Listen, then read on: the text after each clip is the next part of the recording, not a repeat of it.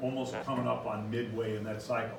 Then it's going to rupture when it's a mature follicle. It's going to rupture, now giving you that secondary oocyte and the corpus hemorrhagicum. Here, you can see that you have this luteinizing hormone coming in there, taking that mature follicle, getting it ready so once it gets rid of that secondary oocyte, it's not going to degenerate like we talked about. It's going to actually form a special structure called a corpus luteum that's going to be a hormone producing entity itself. It's going to produce progesterone and estrogens.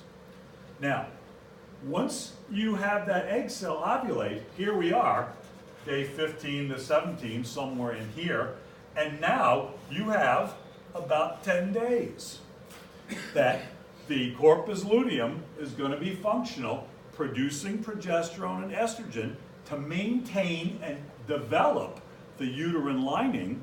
So it's going to be at its maximum out here towards the end of this. So if you wound up getting this fertilized and you went through all those, remember the different divisions, so it's going through cell divisions, after it was a zygote, turn into a morula, then become a blastula, and then finally a gastrula.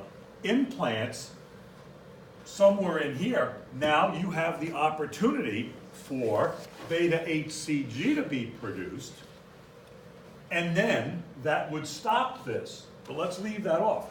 If you don't have beta HCG, so let's say you have this egg cell, there was no sperm in this situation, then it's going to land on this uterine lining, but then the corpus luteum is going to degenerate into a corpus albicans that does not produce any hormones. No hormones. The uterine lining is dependent on those two hormones to maintain itself, so then it will slough off. That little egg that landed on there will slough off with the rest of that endometrial lining.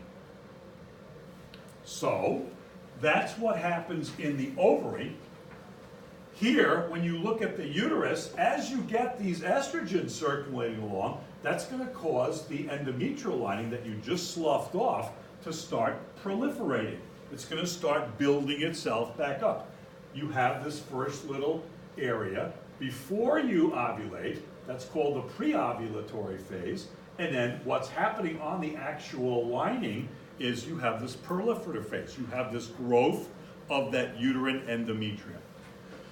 So then you ovulate. You now have this post-ovulatory phase, which is now after ovulation, and now you have what's called the secretory phase in the endometrium. This has got to be very receptive. All these blood vessels are going to come through here, and it's ripe to receive an egg to attach onto that. No beta HCG.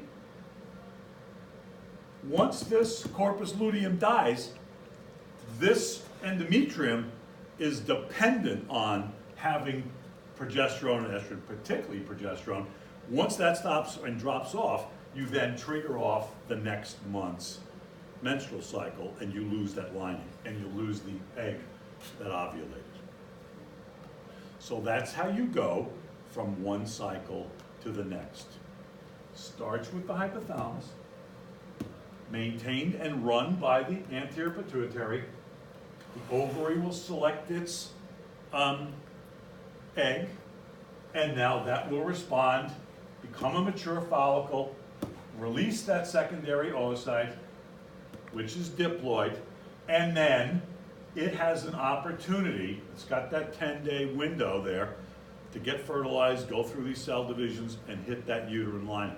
If it doesn't do that, it'll land on there somewhere.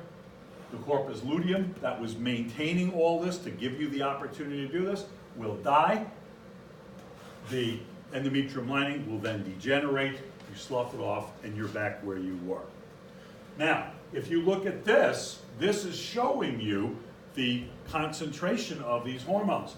So you have FSH getting a little rise there, and then midstream here, you're going to get a little pulse of this.